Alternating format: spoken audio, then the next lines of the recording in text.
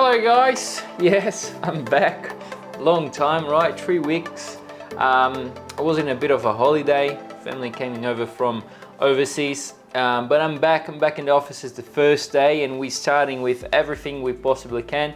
We have the video, we have the blog, and then in a few hours we're gonna have the webinar as normal from 5 to 6 p.m. today, Wednesday, and tomorrow as well from 5 to 6 p.m. on Thursday.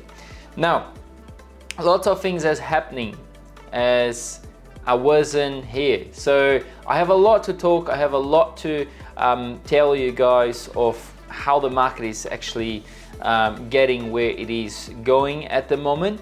And I would obviously starting with the NFP.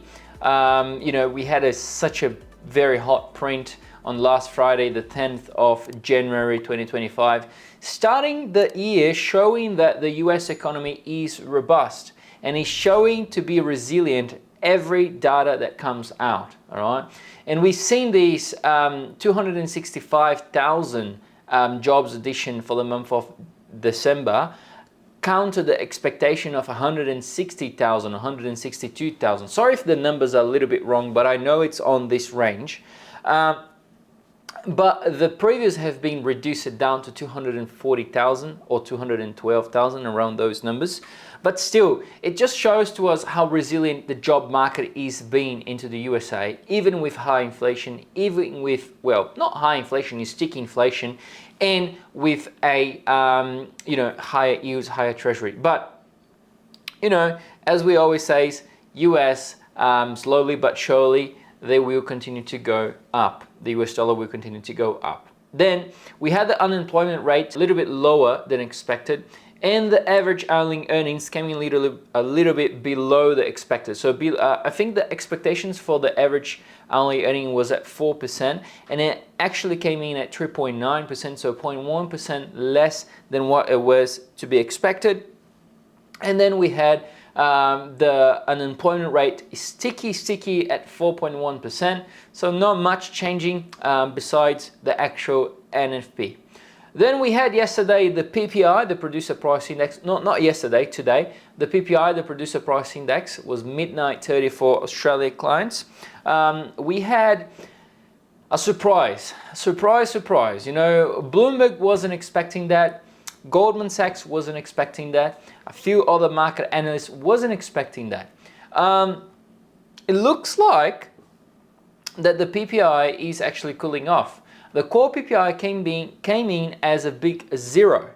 And the normal PPI, just the PPI, I have the numbers here, came in at 0.2%, all right, for the month of December. And the consensus was set 0.4%. Same for the core PPI, the consensus was 0.3% and the actual came in at 0%. So these somewhat brought the dollar down by 0.5%.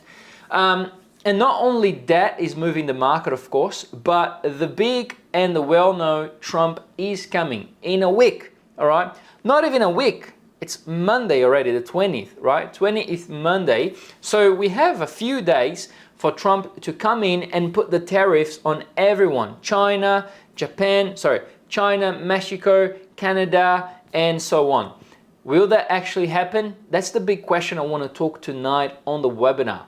Because we had so much people talking about Trump putting 25% tariffs on the goods imported, exported from Canada, Mexico, China.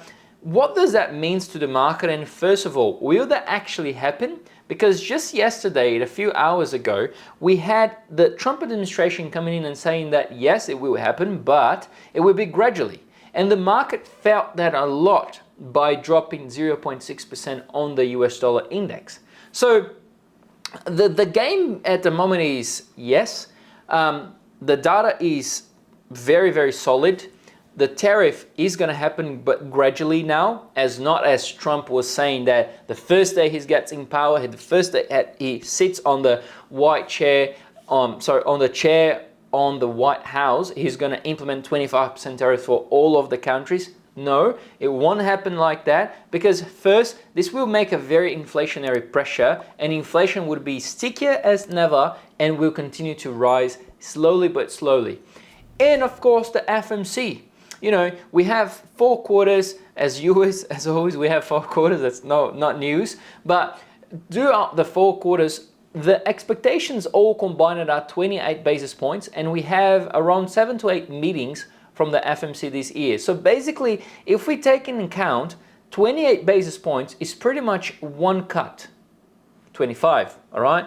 So they won't be able to be doing 0.1% cuts. They can't do like 10 basis points cut, 5 basis points cut. They have to do increments of 25, 50, 75, etc., etc. All right. So, in my opinion, we have priced in 6.5 basis points for quarter 1, 12.5 basis points for quarter 2, 6 basis points for quarter 3, and 3.5 basis points for quarter 4, totaling 28.5 basis points in general for this year. Okay.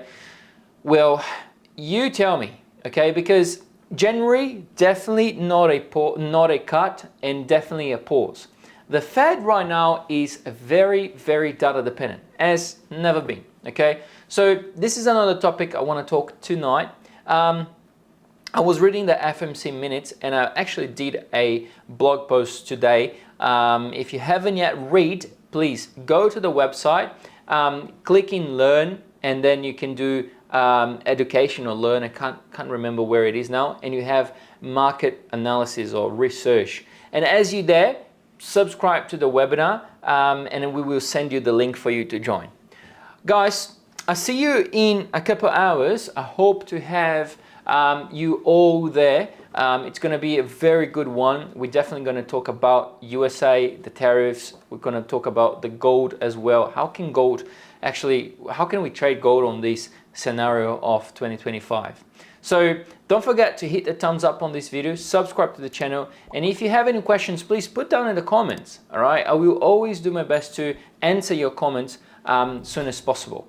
And if you don't know, we do have a Telegram, and the best way to get into the webinar is to be inside the Telegram, because I send the link of the Zoom soon as I press start into the Zoom app. All right, so I see you in a few minutes, and hopefully everyone comes to join us and have a good time. Thank you guys. See you. Have a beautiful year ahead. And yeah, there's a lot to talk. As I say, there's a lot to do, and we're going to be together as 2025 goes ahead. See you guys. Bye-bye.